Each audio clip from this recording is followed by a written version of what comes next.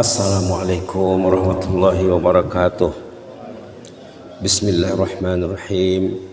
Alhamdulillahirabbil alamin.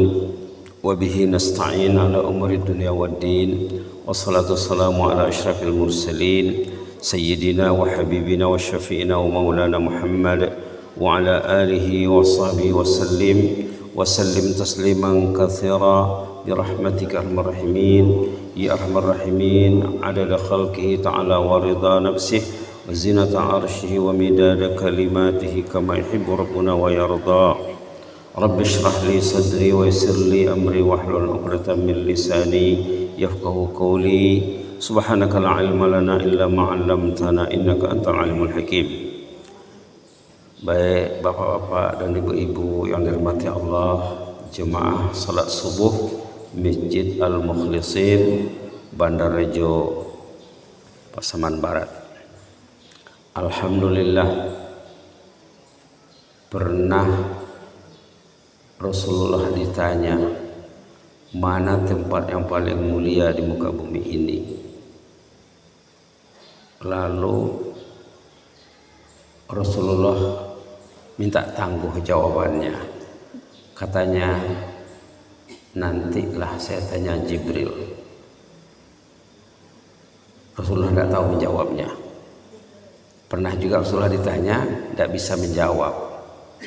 Saat baginda tidak bisa menjawab, baginda mengatakan, nantilah saya tanya Jibril. Lalu berjumpalah dengan Jibril. Ditanya oleh Rasulullah, mana tempat yang paling mulia di muka bumi ini?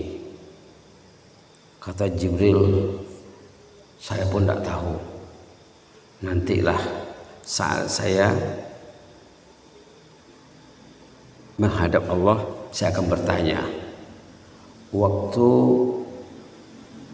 Jibril ingin bertanya, Allah Subhanahu wa taala sudah tahu pertanyaannya. Tempat yang mulia itu di mana? Kamu ditanya ya oleh Muhammad. Allah menanya Jibril. Iya, kata Jibril. Allah menjelaskan, menegaskan tempat yang paling mulia di muka bumi ini adalah masjid. Masajiduha, masjid. Jadi saat kita berada di masjid, kita sepatutnya gembira. Kita berada di rumah Allah, kita berada di tempat yang mulia. Duduk di masjid dengan niat beribadat. Duduk saja walaupun diam sudah ibadat, dikatakan i'tikaf. Apalagi tadi kita sudah mendengar azan, menjawab azan, berdoa sesudah azan, salat sunat qabliyah atau sunat fajar, salat berjamaah, sudah berzikir, sekarang bertazkirah. Sudah paling kurang sudah tujuh amalan saleh yang kita lakukan. Selain daripada niat di malam hari ingin ke masjid, niat di malam hari ingin sholat berjamaah, sholat subuh di rumah Allah. Subhanallah, langkahnya, wuduknya, mandinya, bagi yang mandi ya, makan sahurnya, itu semua ibadat ya, semua ibadat. Saat kita berada di rumah Allah, kita digalakkan, dianjurkan berdoa agar terbuka pintu-pintu rahmat Allah. Pintu-pintu rahmat di masjid.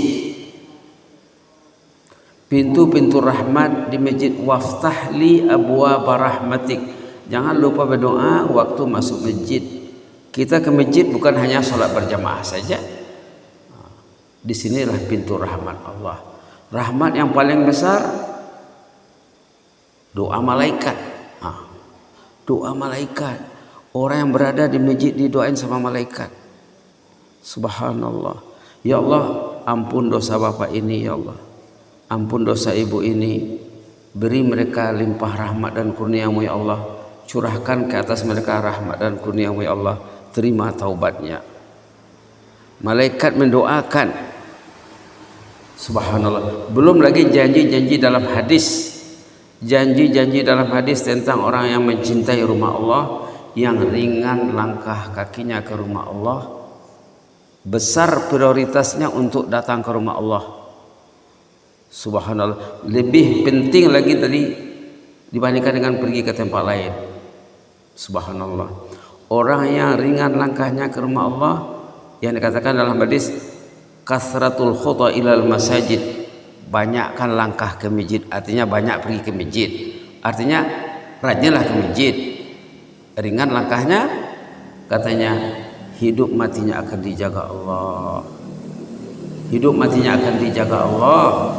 Kita mau mengurus hidup saja susah, apalagi mengurus saat kematian, apalagi mengurus saat di alam kubur, apalagi di padang mahsyar dan lain-lain dan seterusnya.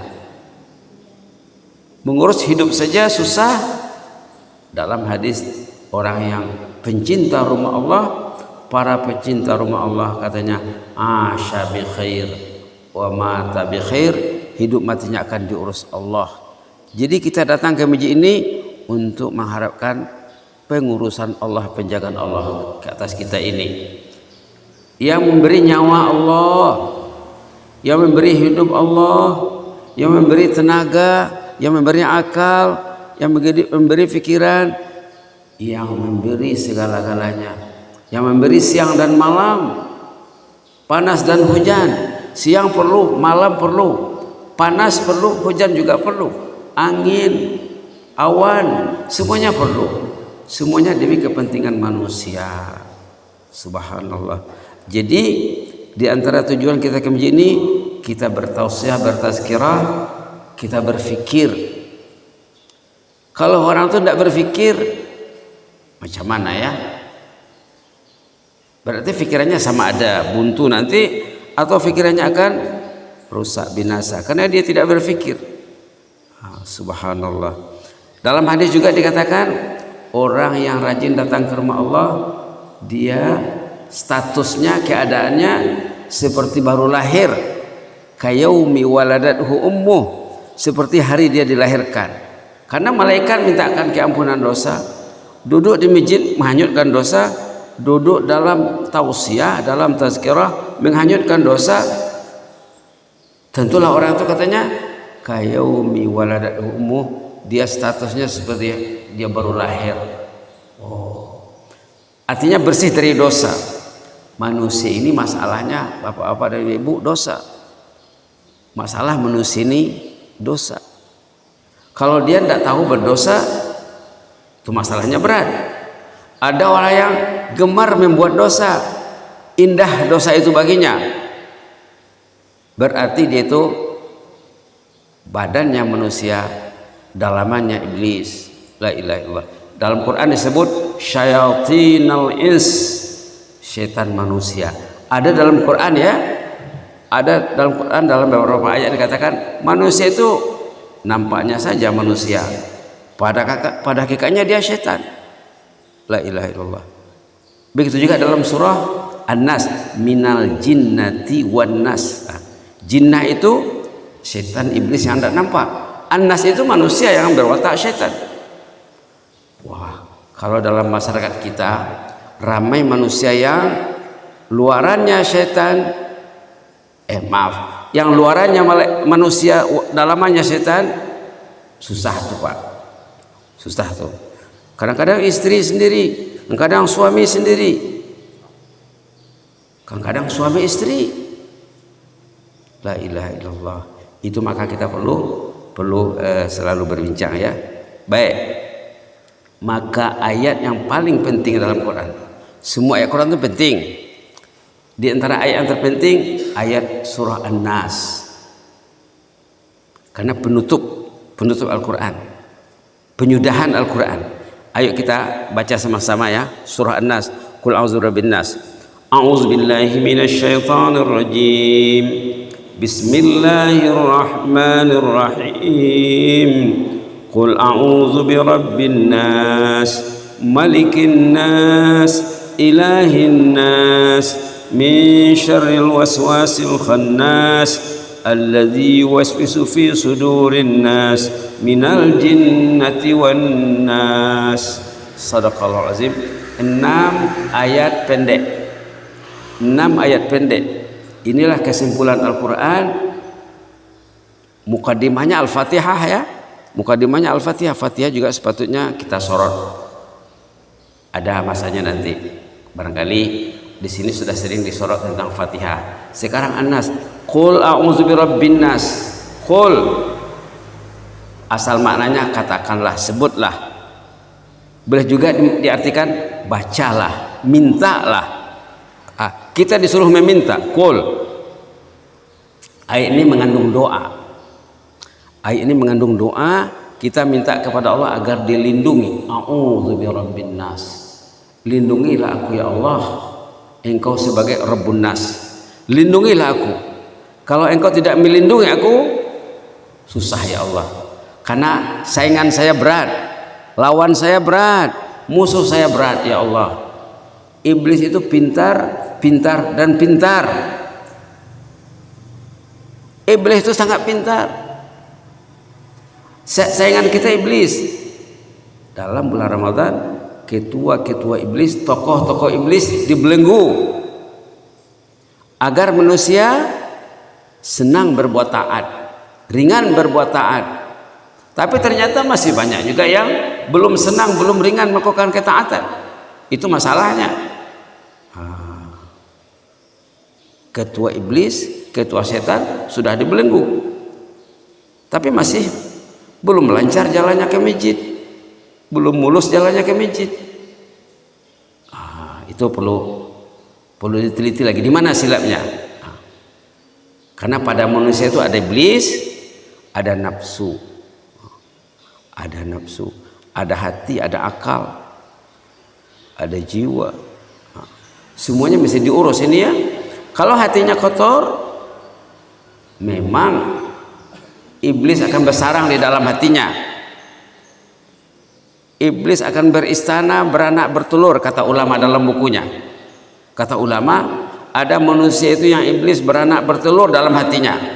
Maka pandangannya iblis, pendengarannya iblis, pemikirannya iblis, gerak-geriknya demi menguntungkan iblis. Na'udzubillah, summa na'udzubillah. Maka kita disuruh meminta perlindungan. Qul, mintalah, sebutlah, doalah. A'udzu birabbin nas. Lindungilah diriku ini ya Allah. Engkau sebagai Rabbun nas, Malikin nas.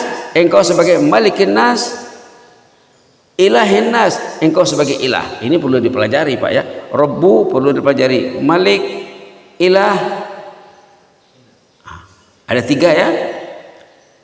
Rabbin nas, Malikin nas, Ilahin nas. Engkau sebagai Rabb. Rabb itu bukan hanya Tuhan maknanya Pak ya. Kalau kita terjemahkan Rabb sebagai Tuhan saja, tidak bisa Pak. Kita akan belajar lagi. Rabb itu yang menjadikan, yang menjaga, yang mengatur, yang menciptakan kepentingan, kemaslahatan kita, yang mendidik kita, yang mentarbiyah kita. Begitu ya. Ilah memang Tuhan yang disembah.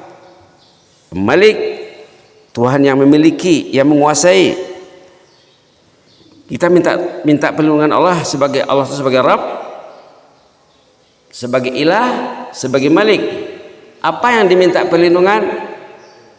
Min syarril waswasil khannas. Lindungilah aku ini dari kejahatan waswas si khannas. Itu intinya. Waswas itu apa? Was-was itu bukan was-was dalam bahasa kita. Was-was itu bisikan, gangguan yang menghalang untuk melakukan ketaatan. Jangan pergi ke masjid katanya. Jangan bangun katanya. Jangan pegang Quran katanya. Jangan sholat berjamaah. Bahkan mungkin jangan puasa katanya. Segala lintasan-lintasan yang negatif, yang tak elok, yang tak baik, yang dibawa oleh si khannas. Khannas itu apa? Khannas itu setan iblis yang kadang-kadang muncul, kadang-kadang pergi, hilang, timbul, hilang. Orang beriman kadang-kadang diganggu oleh iblis, kemudian iblisnya pergi, kemudian datang lagi. Itu khannas namanya. Oke lah bulan Ramadan dia tidak diganggu. Nanti bulan Syawal dia diganggu, itu khannas namanya. Di masjid dia tidak diganggu, keluar masjid nanti datang dia mengganggu. Yang diserangnya, yang ditargetnya hati, sudurin nas min syarril waswasil khannas. Yang ditargetnya alladzi yuwaswisu fi sudurin nas, yang ditargetnya sudur hati. Kalau dia sudah masuk hati, oh susahnya, susah mau diajak. Subhanallah ya. Jadi kita belajar sedikit tentang surah An-Nas. Sudurin nas, dia akan mentarget hati, dia akan bertempat dalam hati. Seperti yang dikatakan tadi, ulama mengatakan ada yang setan iblis itu beranak bertelur, berketurunan di dalam hatinya, menetas, bertelur menetas. Ada kata ulama, walaupun dia berzikir, walaupun dia baca Quran, kalau hatinya dijajah oleh iblis, zikir tak berguna, kata ulama. Maka kita perlu menutup laluan jalan-jalan kemasukan iblis ke dalam hati supaya dia tidak masuk. Ini panjang lagi ceritanya Pak ya. Pintu-pintu kemasukan, ada pintu-pintunya. Kalau pintu terbuka, welcome, ahlan wa sahlan, tidak dikunci, tidak ditutup, dia akan berleluasa di dalam badan manusia.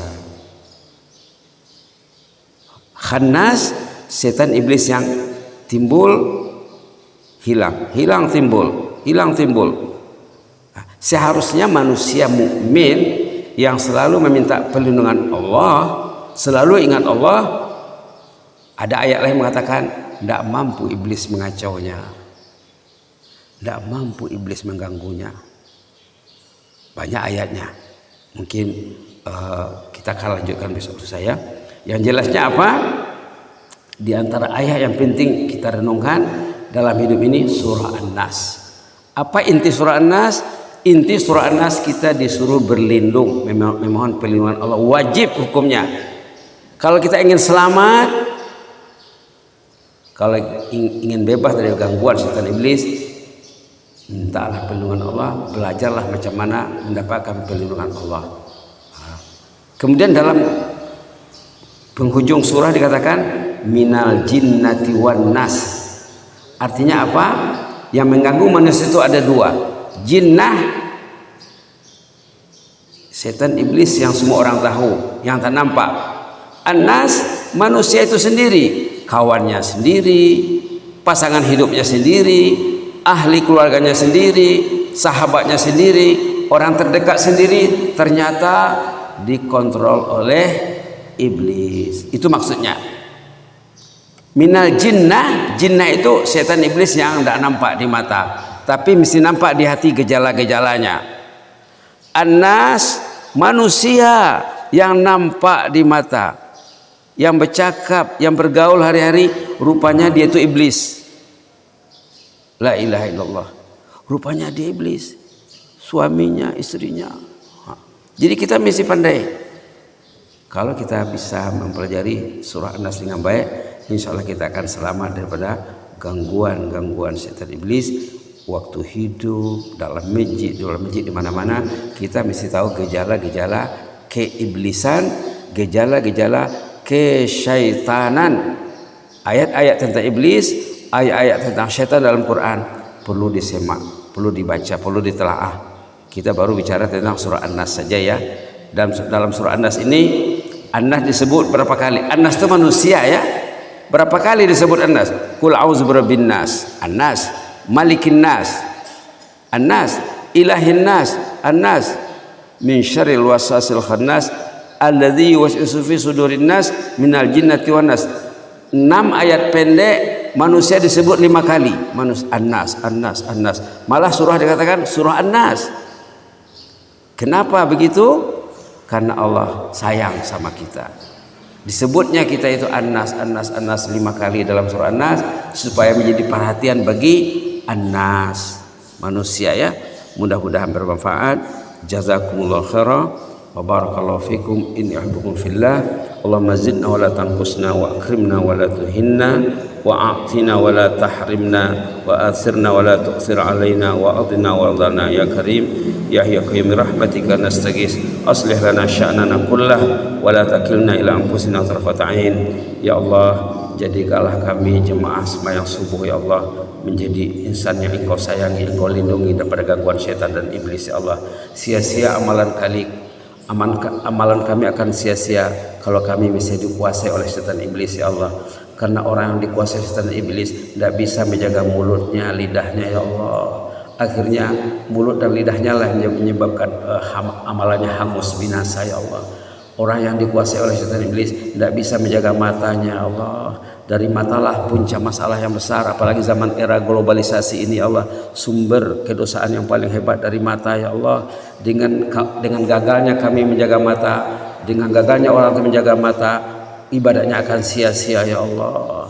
Maka tolonglah kami Allah dalam menghadapi musuh yang Engkau sendiri mengatakan di dalam surah khusus surah An-Nas, tolonglah kami menjaga diri kami daripada gangguan setan iblis ya Allah, laknatullah ya Allah. Peliharalah kami semua daripada segala godaan, segala gangguan, segala rintangan ya Allah. Ya Allah, ampunlah dosa kami ya Allah, dosa ayah, ibu, datuk, nenek, kakek kami, kaum kerabat, sahabat Anda yang sudah mendahului dan yang masih hidup ya Allah.